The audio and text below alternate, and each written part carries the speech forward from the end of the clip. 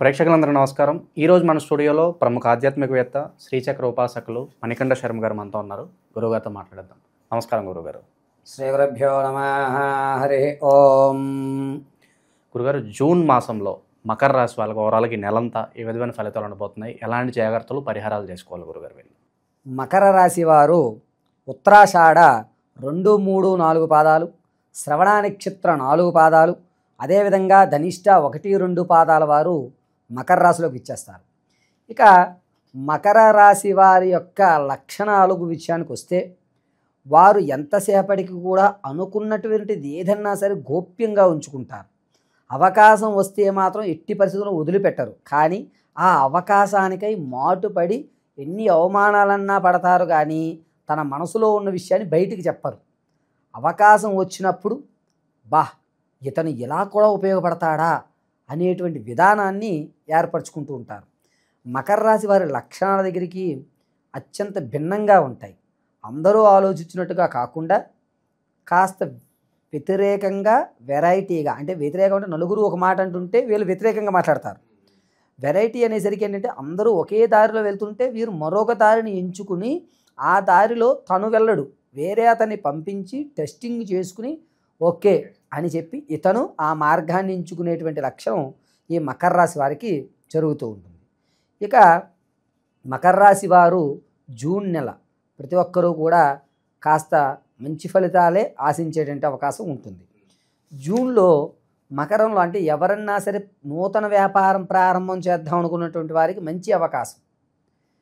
వ్యవసాయదారులు అదే భూమిని నమ్ముకుని రియల్ ఎస్టేట్ కానీ, అదే భూ సంబంధితమైనటువంటి వ్యవస్థలు ఎవరైతే నడుపుతారో వారికి జూన్ 14వ తారీఖు తర్వాత నుంచి కొంచెం ఆశాజనకంగా ఉంటుంది. అంటే గృహం నిర్మాణం చేద్దాం అనుకోవడం, లేదా రియల్ ఎస్టేట్లో పెట్టుబడి పెడదాం అనుకోవడం, లేదా పంటలు ఈ రకంగా మారుద్దాం అనుకోవడం, అటువంటి వారికి మంచి అవకాశాలు ఏర్పడతాయి 14 తర్వాత నుంచి.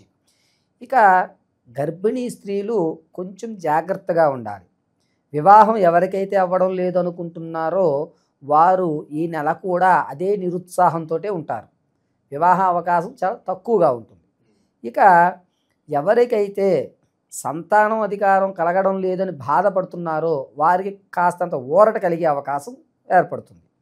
మకరంలో జూన్లో విద్యార్థులకి మంచి అవకాశాలు ఏర్పడుతూ ఉంటాయి. చక్కగా తను అనుకున్నటువంటి స్థితిగతులు పొందుతాడు.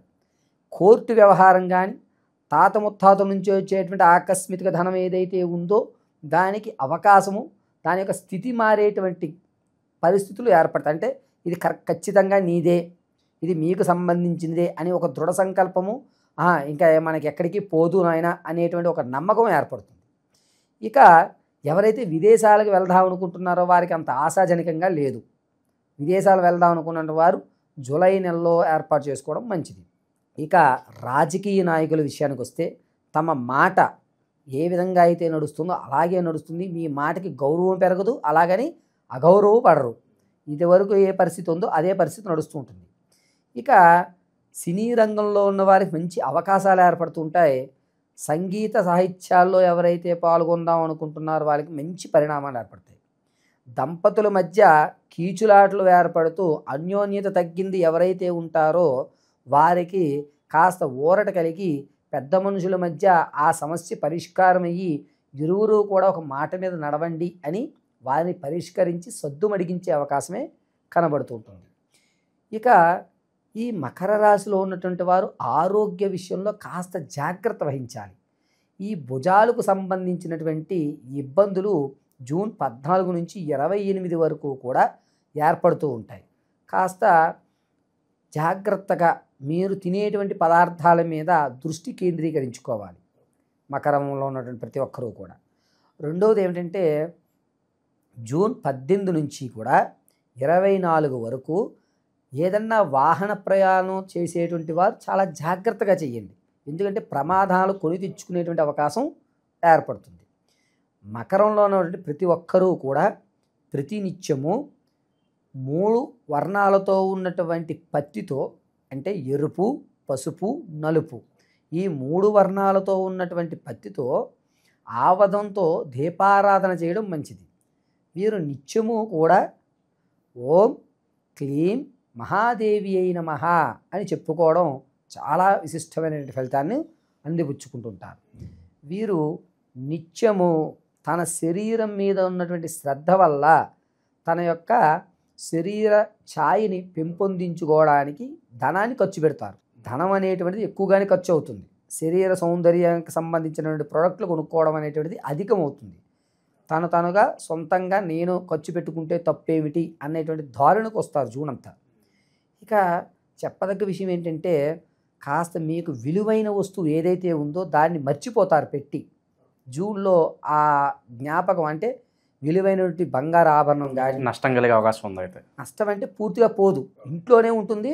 ఈ నెలలో మీకు కనబడవు, తర్వాత మళ్ళీ జూలైలోనే అది కనబడతాయి. అంటే ఏదన్నా ఒక డాక్యుమెంట్ ఎక్కడో పెట్టి మర్చిపోవడము అటువంటివి జరుగుతాయి. టైంకి గుర్తురావు, అవి కనపడవు, ఆ అవసరార్థం కనబడవు. కాబట్టి వీరు ఏంటంటే ఎప్పుడూ కూడా అమ్మవారి ధ్యానం చేసుకుని 3 వర్ణాలతో ఉన్నటువంటి పత్తితో దీపారాధన చేయడం వల్ల మీకు ఆ సమస్య కొంచెం తగ్గుతుంది. ఎప్పుడైనా సరే ఒకవేళ పొరపాటున మర్చిపోయారనుకోండి, ఆ రోజు సాయంత్రం వేళ అమ్మవారి ప్రతిమ ముందు లేదా ఒక ఫోటో ముందు నుంచుని ఒక చిన్న రాగి చెంబులో నీళ్లు పోసి ఆ నీటిలో ఒక 4 నుంచి 8 చుక్కల వరకు గోపంచకం చిలకరించుకుని శ్రీ మహాదేవ్యే మమరక్షతు అని చెప్పుకుంటూ ఆ నీళ్ళు ఇల్లంతా చిలకరించి ఒక 10 నిమిషాలు మీరు విడిచిపెట్టేయండి. ఆ తర్వాత మీకు జ్ఞప్తికి వచ్చేటువంటి అవకాశం కనబడుతుంది. అంటే ప్రశాంతంగా కళ్ళు మూసి కూర్చుంటే మీరు ఇంతకుముందు ఆ వస్తువు ఎక్కడ పెట్టారు అనే విషయం జ్ఞప్తికి వచ్చేటువంటి అవకాశం ఖచ్చితంగా ఏర్పడుతుంది. ఇది మకర రాశికి ఉన్నటువంటి ఫలితాలు. ఓకే, ఇక వివాహ ప్రయత్నాలు చేసే వాళ్ళకి ఏ విధంగా ఉంటుంది? ఈ నెల అయితే వద్దు. వివాహం ప్రయత్నం ప్రారంభం కూడా ఈ నెల వద్దు. జూలై నుంచి తదుపరి దాంట్లో చెప్పుకున్నప్పుడు చూద్దాం. ఈ నెల మాత్రం ప్రయత్నానికి శ్రీకారం చుట్టినా అంతంత వరకు మాత్రమే ఏర్పడుతుంది. రియల్ ఎస్టేట్ వాళ్ళకి ఏదన్నా మంచి ఫలితాలు ఉండబోతున్నాయి గురుగారు? రియల్ ఎస్టేట్లో అయితే కాస్త మంచి అవకాశం ఉందని చెప్పుకోవచ్చు. మిశ్రమమైనటువంటి ఫలితాలు ఏర్పడుతుంటాయి. వీరు ఎప్పుడూ కూడా ఈ ఆరాధన అనేటువంటిది వీళ్ళకి ప్రాధాన్యం. సో మాకంటూ కొత్త గుర్తింపు, కొత్త అవకాశాలు రావాలి అనుకునే వాళ్ళకి ఎలా ఉండబోతుంది? కొత్త అవకాశం రావాలి అనుకున్నది జూన్ 14 తర్వాత నుంచి అవకాశం వచ్చేటువంటి విధంగా చేయడానికే నేను మీకు రెమెడీ చెప్పాను. అది ఆచరించడం వల్ల మిమ్మల్ని గుర్తిస్తారు. ఆ గుర్తింపుతోటి మీకు అవకాశం జూలై నెలలో ఏర్పడుతుంది. ఇప్పుడు విత్తనం వేస్తున్నారు జూన్లో, ఆ యొక్క మొక్క జూలైలో వస్తుంది. సో ప్రస్తుతం ఉన్న గ్రహస్థితి బట్టి గురుగారు వీళ్ళకి ఎలాంటి రెమెడీస్ బాగా అవసరం అంటారు? వీరు నిత్యము కూడా నవగ్రహ స్తోత్రం కానీ లేదంటే నేను చెప్పినట్టుగా అమ్మవారి బీజాక్షర మంత్రంతో చెప్పిన విధానాన్ని కానీ ఆచరించుకోవడం చాలా మంచిది.